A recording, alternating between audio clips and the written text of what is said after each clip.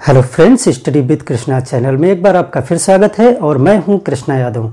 Friends, art and culture से विभिन्न प्रतियोगी परीक्षाओं में बहुत सारे प्रश्न पूछे ही जाते हैं और आईएएस और पीसीएस के मेंस के सामान्य अध्ययन के पेपर में इसमें से क्वेश्चंस जो है लिखने के लिए आते हैं। तो आज का हमारा टॉपिक है मंदिर निर्माण शैली। भारत में स्थापत्य कला में मंदिरों के निर्माण की शैली एक बहुत महत्वपूर्ण स्थान रखती है।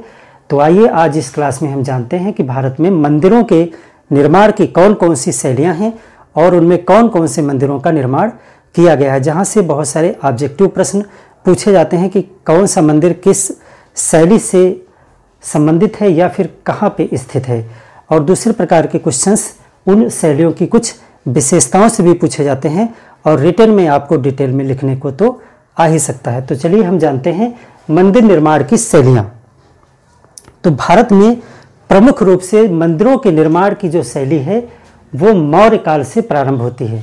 मौर्य काल से मंदिर निर्माण स्टार्ट होते हैं और गुप्त काल में ये अपने चरम पे पहुंचते हैं, जब मंदिरों का जो हम वर्तमान में स्वरूप देखते हैं वो गुप्त काल में ही विकसित हुआ। तीन प्रमुख शैलियाँ जो हैं भारत में प्रचलित हैं। एक है नागर शैली और दूसरी है द्रविड़ शैली और बेसर शैली। तीन प्रमुख शैलियां हैं जो मंदिर निर्माण जिनमें पाए जाते हैं। इसके अलावा नायक शैली, विजयनगर शैली, होयसल शैली और पाल शैली भी मंदिर निर्माण की कुछ शैलियां हैं। तो आज हम तीन जो प्रमुख शैलियां हैं नागर, बेसर और द्रविड़, इनके विषय में जानेंगे और इनके कुछ प्रमुख मंदिरों के उदाहरण भी हम इसमें देखेंगे। तो चलिए हम नागर शैली की बात करते हैं। नागर शैली तीन उप शैलियों में विभाजित है। नागर शैली का जो है तीन उप शैलियों में विभाजन किया गया है, ओडिशा, खजुराहो और सोलंकी। इसमें थोड़ा थोड़ा अंतर है, वो मैं भी आपको बता दूंगा। नागर शैली के विषय में हम चलिए जानते हैं। उत्तर भारत में हिमालय से लेकर के विंध्य तक, देखिए उत्तर भारत में, यहाँ पे मैंने देखिए इंडिया के मैप में हमने तीनों शैलियों को प्रदर्शित किया है। जो उत्तर का क्षेत्र है वहां पर नागर शैली प्रचलित हुई। जो हिमालय से लेकर के विंध्य तक का, ये विंध्य रेंज यहाँ पर है, विंध्य पर्वत, यहाँ तक का जो क्षेत्र है वहाँ जो मंदिर हैं वो नागर शैली में बनाए गए हैं। नागर शैली के मंदिरों की प्रमुख विशेषताएं क्या होती हैं? ये एक मंदिर यहाँ पे मैंने ड्रा किया है जिसमें देखिए सबसे नीचे होता है जगती, एक ऊंचा चबूतरा होता है जिसको जगती कहा जाता है और इसके ऊपर एक कम ऊंचा चबूतरा बनाया जाता है जिसको पीठ कहा जाता है। जगती और पीठ ये आधार बनाते हैं और इसके ऊपर निर्मित किया जाता है मंदिर जो नागर शैली का है। और इसमें कौन कौन से प्रमुख भाग होते हैं जहां से प्रश्न भी बनते हैं नागर शैली में? पहले नंबर पे है गर्भगृह। गर्भगृह वो कमरा होता है, वो रूम होता है जहां पर प्रमुख देवता की मूर्ति स्थापित की जाती है, उसको गर्भगृह कहा जाता है। तो ये चतुष्कोणीय है। ये जो मंदिर हैं वो चार कोनों वाले होते हैं और गर्भगृह होता है।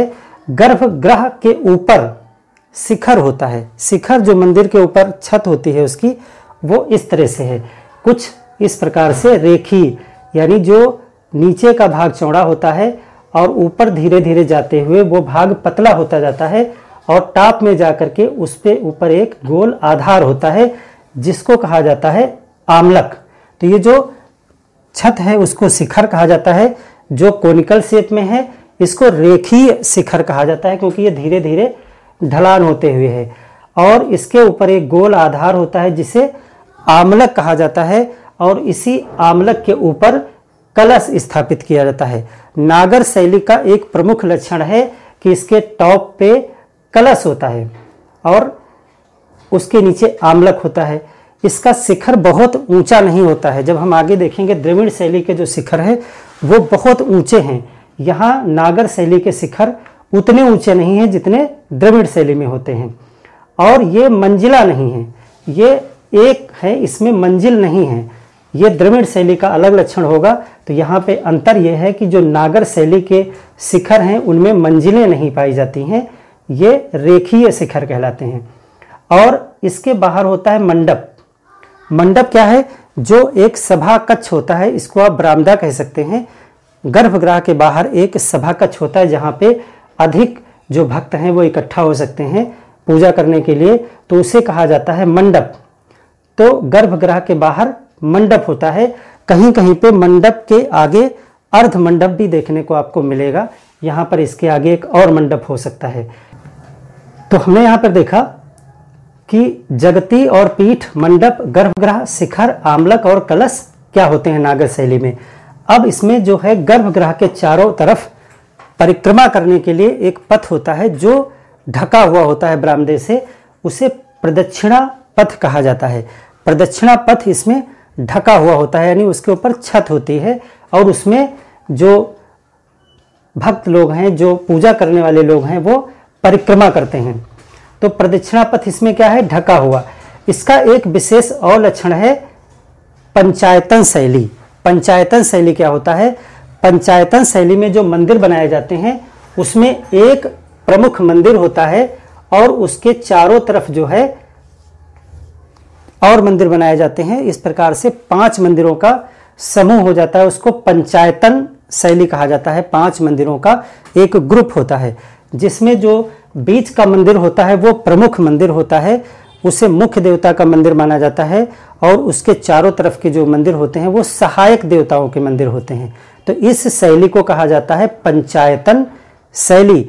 और इसमें नागर शैली में 5 मंदिरों में, यानी सभी मंदिरों में शिखर होते हैं। जो शिखर है वो सभी मंदिरों में होता है।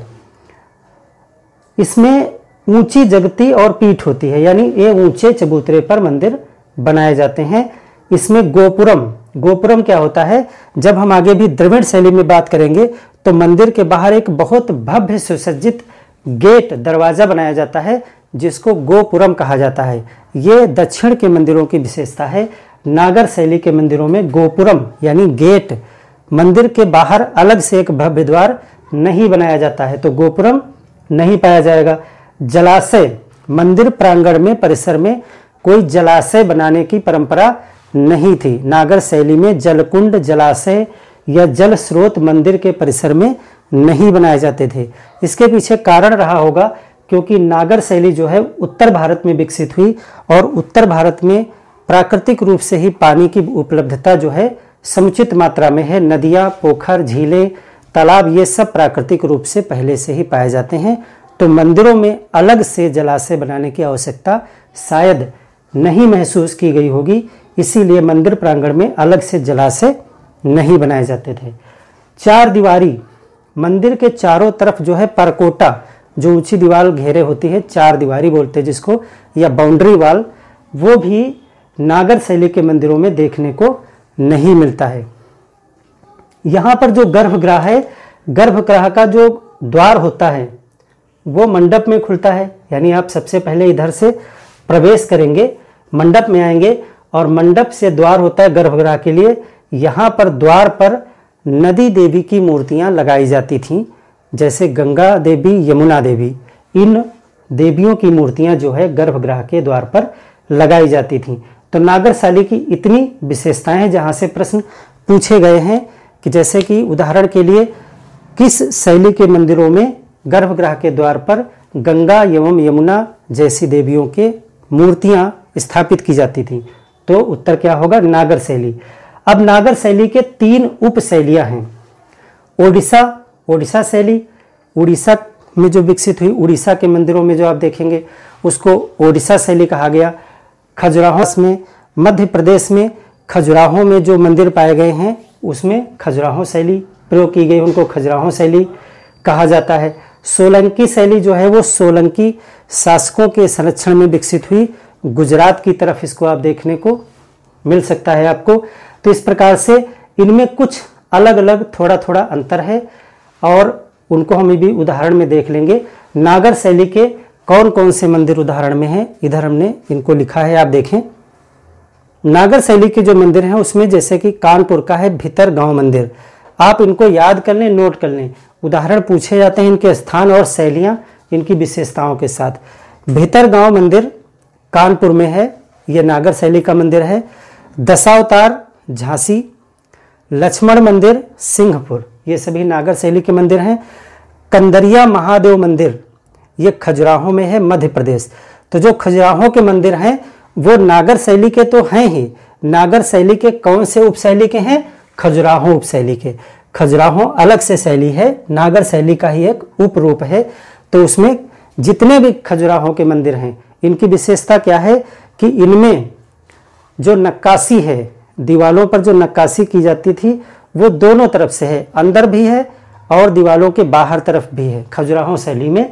और इनमें बहुत सारी मूर्तियां लगाई गई हैं, कामुक मूर्तियां भी इसमें स्थापित की गई हैं खजुराहो शैली में। तो इसका एक प्रमुख उदाहरण है कंदरिया महादेव, जो शिव को समर्पित मंदिर है, खजुराहो मध्य प्रदेश। ये नागर शैली का, खजुराहो शैली का मंदिर है। अब 3 मंदिर हैं जो नागर शैली के, ओडिशा शैली के उदाहरण हैं। ओडिशा शैली में जो नक्काशी है वो दीवालों में बाहर तरफ ज़्यादा की गई है और अंदर की तरफ नक्काशी नहीं पाई जाती है। इसमें जो छज्जे, बालकनी बनाई जाती थी, वहाँ पर खंभों का प्रयोग करने के बजाय लोहे के गर्डरों का भी प्रयोग किया गया है। कौन कौन से मुख्य रूप से ओडिशा शैली के उदाहरण हैं? ये नागर शैली में ही आता है। लिंगराज मंदिर भुवनेश्वर, ये तीनों मंदिर उड़ीसा में है। लिंगराज मंदिर भुवनेश्वर, जगन्नाथ मंदिर बहुत फेमस मंदिर है पुरी का, उड़ीसा। और सूर्य मंदिर कोणार्क, कोणार्क का जो सूर्य मंदिर है ओडिशा का, वो नागर शैली के, ओडिशा शैली का उदाहरण है। और एक उदाहरण है सूर्य मंदिर मोढेरा, मोढेरा गुजरात में है। गुजरात के मोढेरा का सूर्य मंदिर जो है वो नागर शैली के सोलंकी शैली का उदाहरण है। इसमें कुछ अलग से विशिष्टताएं हैं, जैसे कि सोलंकी शैली का जो मंदिर है उसमें जलाशय, जलकुंड पाया गया है। ये अपवाद है, जैसे कि हमने बताया था कि नागर शैली में जलाशय यानी जलकुंड नहीं बनाया जाता था मंदिर परिसर में, लेकिन गुजरात में सूर्य मंदिर में जलाशय पाया गया है। आप इसको यहाँ से भी जोड़ सकते हैं कि गुजरात क्षेत्र में बारिश कम होती होगी, इसीलिए वहाँ मंदिर परिसर में जलाशय बनाने की आवश्यकता महसूस की गई होगी। तो सूर्य मंदिर जो मोढेरा गुजरात का है, वहाँ जलाशय है और वहाँ पर जलाशय की सीढ़ियों पर भी छोटे छोटे मंदिर बनाए गए हैं। तो वो है सूर्य मंदिर मोढेरा गुजरात का। इतने नागर शैली के मंदिर हैं और आप बहुत सारे मंदिरों के उदाहरण देखेंगे जिनको आप नोट कर लीजिएगा और शैली के हिसाब से आप एक लिस्ट बना लीजिएगा। तो 8 उदाहरण आप जरूर याद रखें नागर शैली में। अब चलिए हम बात करते हैं द्रविड़ शैली की। बेसर शैली को अब हम बाद में देखेंगे, द्रविड़ शैली को पहले देख लेते हैं। द्रविड़ शैली कहाँ पाई गई है? जो द्रविड़ शैली के मंदिर हैं वो दक्षिण भारत में, कृष्णा नदी के बाद में, यहाँ कृष्णा नदी प्रवाहित होती है, कृष्णा नदी के बाद में दक्षिण तरफ का जितना क्षेत्र है वहाँ पे जो मंदिरों की शैली विकसित हुई वो द्रविड़ शैली है। द्रविड़ शैली जो है वो चोल शासकों के संरक्षण में विकसित हुई, चोल शासकों के संरक्षण में इसका प्रगति हुई। इसकी संरचना मंदिर की किस प्रकार से है? जगती है, उसके ऊपर पीठ होता है और उसके ऊपर एक और चबूतरा होता है जिसको अधिष्ठान कहा जाता है। अधिष्ठान के ऊपर जो है मंदिर का निर्माण किया जाता है और इसका जो प्रमुख लक्षण है वो आप पहले जान लीजिए। सबसे पहली चीज है गर्भगृह के ऊपर जो इसका शिखर है वो विमान कहा जाता है। यहाँ पर हम देख रहे थे एक रेखीय शिखर और यहाँ पर है विमान। विमान किस प्रकार से होता है? ये बहुमंजिला होता है। इसमें इस तरह से एक रेखी न हो करके इसमें छोटे छोटे मंजिल होते हैं। जैसे एक मंजिल ये है, इसके ऊपर एक दूसरी मंजिल है, इसके ऊपर एक तीसरी मंजिल है, इसके ऊपर एक चौथी मंजिल है, 5वीं मंजिल। इस तरह से ये बहुत ऊंचा एक मंजिल युक्त विमान होता है। इसके ऊपर होता है शिखर, सबसे आखिरी में एक शिखर होता है और शिखर जो है एक लास्ट मंजिल आप कह सकते हैं, आखिरी मंजिल को शिखर कहा जाता है। और ये ऊंचाई में बहुत ऊंचा होता है, बहुत ज़्यादा ऊंचा होता है। आप बृहदेश्वर मंदिर तंजावुर में जो है वहाँ देख सकते हैं बहुत ऊंचे विमान वहाँ पे बनाए गए हैं। गर्भगृह के बाहर जो है मंडप होता है, मंडप के आगे अर्ध मंडप होता है। यहाँ बहुत खूबसूरत मंडप होते हैं और मंडप और गर्भगृह के बीच में एक छोटा गलियारा भी होता है जिसको अंतराल कहा जाता है। क्वेश्चन पूछा भी जा सकता है कि मंडप और गर्भगृह के मध्य में जो गलियारा होता है उसको क्या कहते हैं? उसको अंतराल कहा जाता है। ये द्रविड़ शैली के मंदिरों में पाया जाता है अधिकतर। कुछ नागर शैली के मंदिरों में भी अंतराल पाया गया है। और एक इसकी प्रमुख विशेषता है गोपुरम। गोपुरम हमने क्या बताया, भव्य और सजावटी ये गेट होता है जो मंदिर से बाहर होता है, उससे दूर होता है, प्रांगण में गेट बनाया जाता है। द्रविड़ शैली के मंदिरों में जो गेट हैं वो इतने सुंदर और इतने भव्य होते हैं कि वो मंदिरों से भी ज़्यादा ऊंचे और सुंदर दिखाई पड़ते हैं। यहाँ पे आप द्रविड़ शैलियों में गोपुरम की विशेषता देखेंगे। नागर शैली में गोपुरम नहीं पाया जाता है। और यहाँ पर चार दीवारी या परकोटा यानी चारों तरफ इसका जो परिसर होता है वो एक ऊंची बाउंड्री से घिरा हुआ होता था और इसमें जलाशय भी बनाया जाता था। यानी यहाँ पर जलाशय भी पाया जाएगा, गोपुरम भी पाया जाएगा। और मंडप है, अर्ध मंडप है, विमान क्या है, मंजिलदार है और बहुत ऊंचा है। इसमें पंचायतन शैली पाई जाती है। नागर शैली में भी हमने देखा था पंचायतन शैली पाई जाती है और द्रविड़ शैली में भी पंचायतन शैली पाई जाती है। लेकिन एक अंतर है, यहाँ पर जो पंचायतन शैली होगी उसमें जो प्रमुख मंदिर होता है उसी के ऊपर विमान होता है, यानी मंजिलदार शिखर होता है।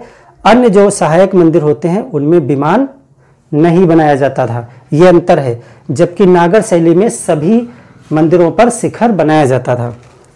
यहाँ पर यक्ष और यक्षिणी मिथुन की मूर्तियां जो है गेट पर लगाई जाती हैं। गर्भगृह का जो द्वार होता है वहां पर नदी देवी की मूर्तियां न लगा करके यहाँ यक्ष यक्षिणी की मूर्तियां लगाई जाती हैं। तो यह है द्रविड़ शैली की कुछ विशेषताएं। चलिए कुछ उदाहरण देख लेते हैं। जैसे बृहदेश्वर मंदिर तंजावुर। तंजावुर का बृहदेश्वर मंदिर जो है वो द्रविड़ शैली का एक बहुत अच्छा उदाहरण है।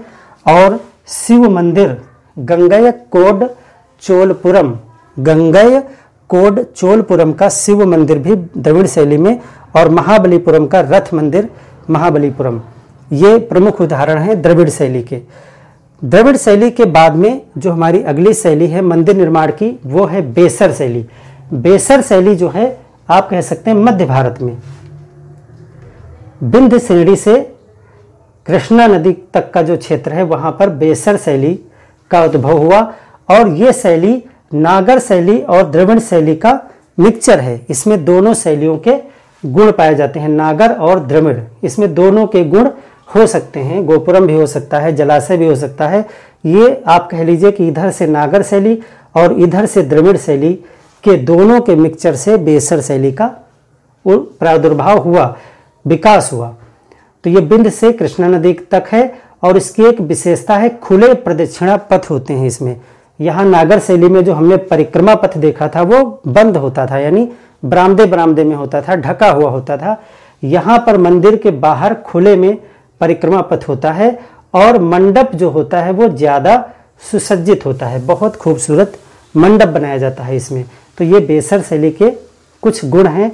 और बेसर शैली का जो है उदाहरण है डोड्डा बिसप्पा, ये दंबल का मंदिर है डोड्डा बिसप्पा, और बादामी के जो मंदिर हैं वो बेसर शैली में बनाए गए हैं। अब हमने बात की थी कि कुछ और शैलियाँ हैं, जैसे नायक शैली। नायक शैली, इनके हम सिर्फ उदाहरण देख लेंगे कुछ जो प्रमुख पूछे जा सकते हैं। नायक शैली जो है वो नायक शैली का एक मंदिर है मदुरई का मीनाक्षी मंदिर। इसको आप नोट कर लेंगे, बहुत इंपॉर्टेंट है, कई बार पूछा गया है। नायक शैली में हम याद करेंगे मीनाक्षी मंदिर। मीनाक्षी मंदिर ये कहाँ है, मदुरई में।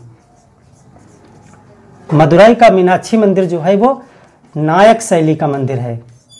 नायक शैली का, इसे आप द्रविड़ शैली में भी रख सकते हैं, लेकिन ये एक अलग शैली है।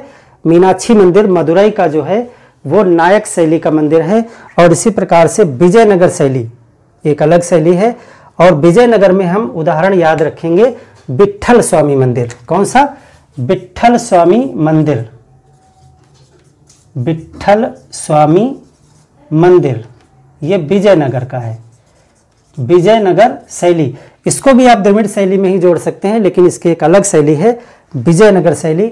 विट्ठल स्वामी मंदिर और लोटस महल हम्पी, आप इसमें विजयनगर शैली में एक उदाहरण और याद रखेंगे लोटस महल।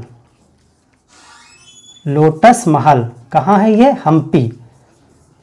हम्पी का जो लोटस महल है वो भी विजयनगर शैली का एक उदाहरण है। इसी प्रकार से होयसल शैली और पाल शैली भी मंदिर निर्माण की शैलियाँ हैं। तो इस प्रकार से मंदिर निर्माण की हमने 3 प्रमुख शैलियाँ देखी, नागर, बेसर और द्रविड़। उनके कौन कौन से प्रमुख लक्षण हैं, क्या अंतर हैं, जैसे कि पंचायतन शैली किस में पाई जाती है, उनमें क्या अंतर है, प्रदक्षिणा पथ ढका हुआ किसमें है, गोपुरम और जलाशय, जैसे कि क्वेश्चन आ जाता है गोपुरम किन मंदिरों की विशेषता है, तो गोपुरम जो है द्रविड़ शैली के मंदिरों की विशेषता है, ना कि नागर शैली की। तो इस प्रकार से आप याद रखेंगे इनकी विशेषताएं और मंदिरों के उदाहरण। आशा है ये चीज़ें आपको समझ में आ गई होंगी। तो हम मिलते हैं जल्दी एक नए क्लास के साथ में, तब तक के लिए धन्यवाद।